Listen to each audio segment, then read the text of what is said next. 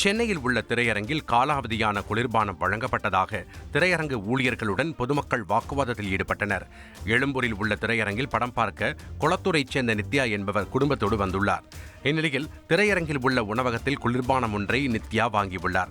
அந்த குளிர்பானம் காலாவதியாக இருந்ததாக கூறப்படுகிறது. இதுகுறித்து திரையரங்கு ஊழியர்களிடம் கேட்டதற்கு முறையாக பதிலளிக்காததால் பொதுமக்கள் வாக்குவாதத்தில் ஈடுபட்டனர். இதுகுறித்து போலீசார் விசாரணை மேற்கொண்டு வருகின்றனர். இந்த மூடியை பாருங்களேன்.